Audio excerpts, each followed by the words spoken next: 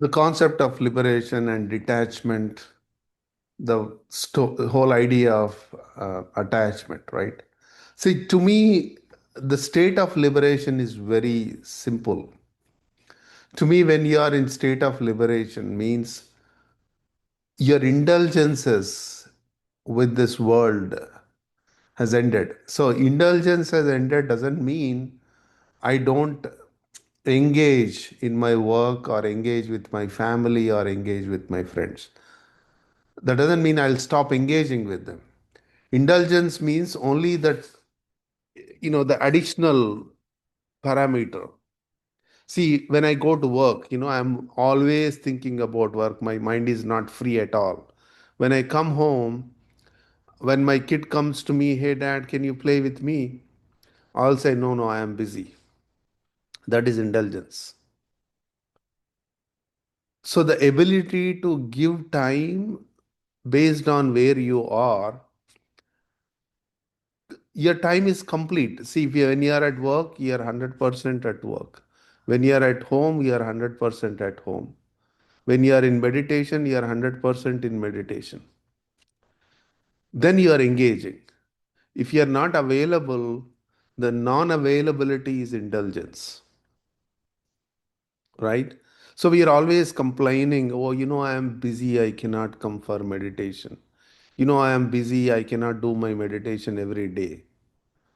What is it telling you? You are indulged in your life on unnecessary things. It's not that meditation is a necessary thing. Work is as much necessary, family is as much necessary, and then meditation. Someone asked me, what do you need in life to be spiritual? I said, first and foremost important thing is you should have financial stability. Number one. Number two, optimum health for you to manage life. You cannot continue to have a healthy life, right? At some point, the old age takes over. So as long as your health permits, so this health is the second priority. And third is interest to evolve spiritually. These are the three foremost things we need in our life. But look at the order of priority. So unless I work, I cannot make financial stability. In fact, once, Babuji, one person approached Babuji, I want to quit my job and engage in spirituality completely. Babuji said, if you don't have enough money to eat, you cannot meditate. So the financial stability is very important for us to engage with spirituality. It's very, very important.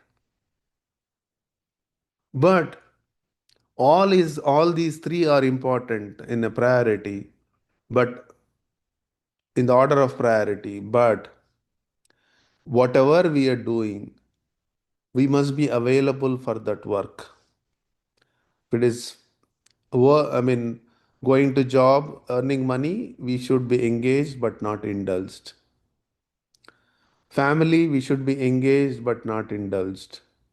Meditation, we should be engaged but not indulged. There are people I am meditating all the time and they forget work, they forget family. Oh, I am doing volunteer work and they run to the ashram. And eventually their life suffers, their family suffers, everything around them suffers. That is indulgence. So we must understand, we know we should draw the boundaries around every engagement. You cross the boundary, you get into indulgence. And once you get into the indulgence, you are not available. So the liberation to me is where you are available. Available for your work, available for your family, available for your meditation. These are the things we need to understand. So we covered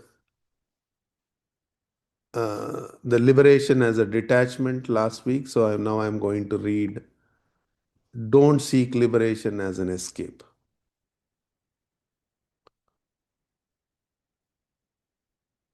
Some pursue liberation because they feel tormented by life. Bad relationships, betrayal, too much suffering, war, disease, and other near intolerable conditions. Some people I met express their disgust with life and never want to return. They crave liberation out of aversion to this life. I sympathize with that feeling. When you see the worst of humanity, why would you want to be here anymore? But when your life feels intolerable to you, why would you want another? But liberation is not an escape. It is a broadening of horizon where you get much deeper understanding of life. So this is very important. When your life feels intolerable, why would you want to another? But liberation is not an escape. It is broadening horizon where you get much deeper understanding of life. So think of it this way. You put in all hard work, evolve, and at the end of life, you are liberated. Then, from up above, you see all humanity suffering. How can your heart, which is now sensitized to the suffering of others, watch and not act? So you will strive to jump back into the fray and help your fellow beings. So liberation confers you the freedom to choose when and how. It also gives you the wisdom that we all rise together, we all grow together. This is another important. See, it's whenever you talk about liberation, you're talking about freedom. Freedom means I'm available. So even to show empathy, sympathy to my fellow being, I must be available, right, mentally. Otherwise, it's just a drop of words. There is no feeling behind it. When I'm truly available, then only I can empathize, sympathize with my fellow being.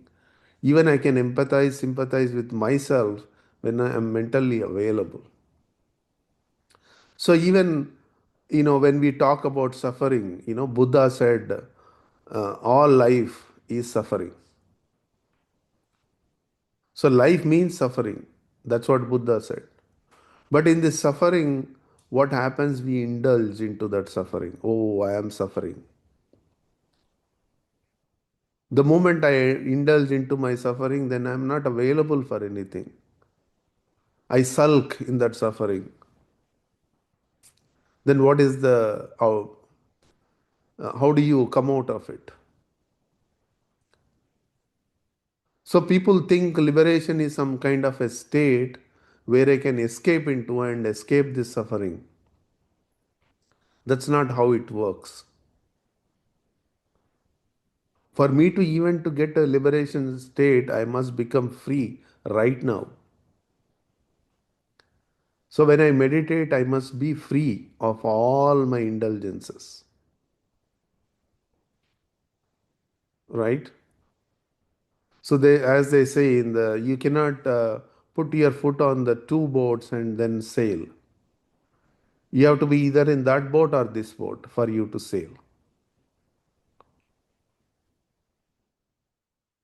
So liberation also confers with the escape velocity to move farther and plunge into the next big frontier of the journey, the mind region. So we crossed the Pinda Pradesh as we said, the bodily region. Pinda means body. Now, once we cross the fifth point, now we are entering into the realms of mind region. So each of these regions are very vast. We are going to swim this huge ocean called mind region once we cross the fifth point. So resolving the opposite of life frees the soul from the burden of samskaras. With this lightness and purity, the soul now readies itself for the journey onward to becoming one with the center. So, what is the best quality of human being can have? So many people ask me this question, Kamlesh, what is the best quality a human should have? Three things stand out in my heart: simplicity, purity, and humility. We are all aware of simplicity and purity, how important they are. Rarely do people understand significance of humility. We don't understand even simplicity, let me tell you that. So people think to become simple, you should have two clothes to wear and two vessels to cook and a small place to live. That's not simplicity. So the more poor I live, the more simple I become. That's somehow people misunderstood the concept of simplicity. Simplicity means less complex thinking. Clarity of thought is simplicity.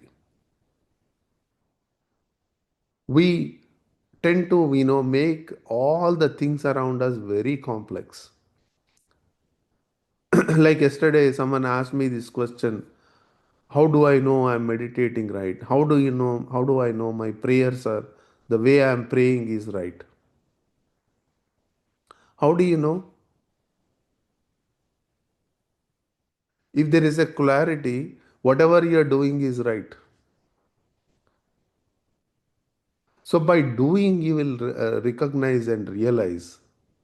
By doubting, you will never recognize and realize. See how complex we make simple things. Very simple words, we make it very complex. Because we don't like that simplicity. Our human mind somehow lacks the idea of simplicity. We always want to make it more and more complex. In that complex, we feel our ego is somehow satisfied. So, if we don't have the simplicity, how can you have the humility? Now, what is purity? Again, another big misunderstanding. Oh, we must become pure. We must become pure itself is the statement that I am impure. Correct? So, if you ask somebody, why do you want to meditate? I want peace. That means you are telling me you are not at peace. Correct?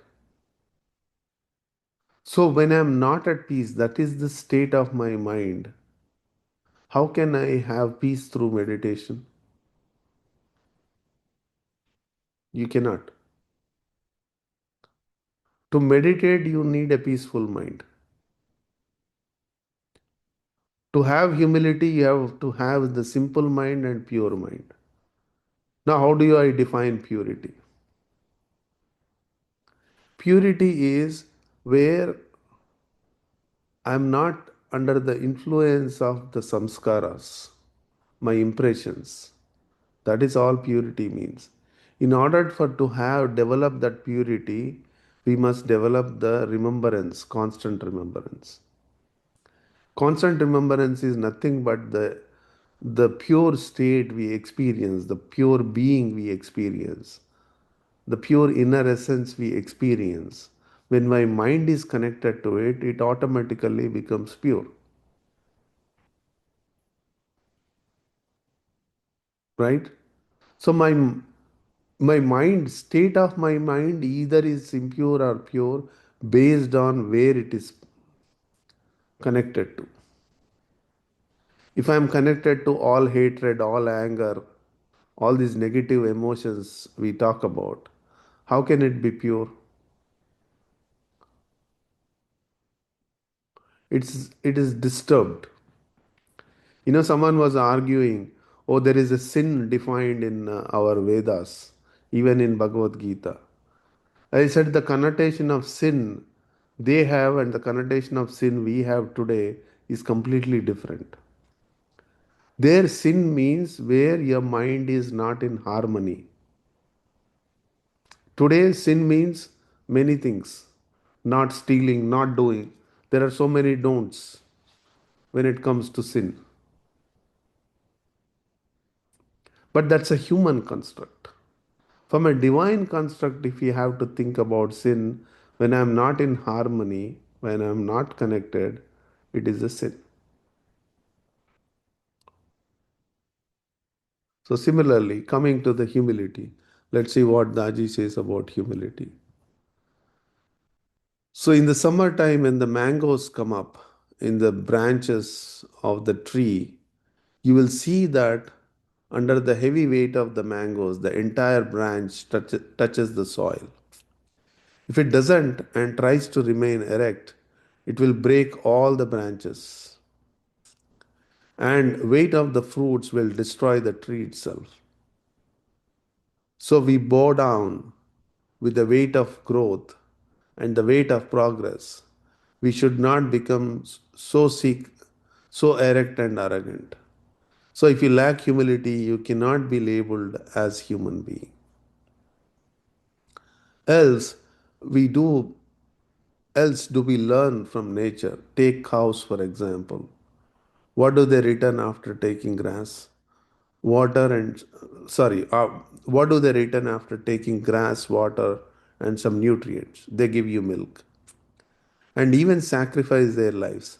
But in contrast to everything they give, all that the cows take from us is grass and water. So nature is magnanimous. Everything around us in nature takes the minimum, the, the input is minimum and the output is maximum. What about us? We take the best from the nature. Our intake is always the best. What should be our output? I'll leave with that question. So so what is humility? So to me, humility is a way of acceptance of the entity before me as is. Means no judgment. Humility doesn't mean I have to really bow down, but what it means is I'm able to accept the entity before me as is. You can see it from life of Jesus. He says, "Oh, the people all around you are the sinners." Then Jesus says, "I am not just here for the sinners or saints." So he's saying, "I am here for everybody." That is humility. A true state of a divine being is humble, means he is able to accept everyone and everything without any judgment. So think about it. And I think we are close to the time. And please let me know if you have any comments, questions. Otherwise, we can get into meditation.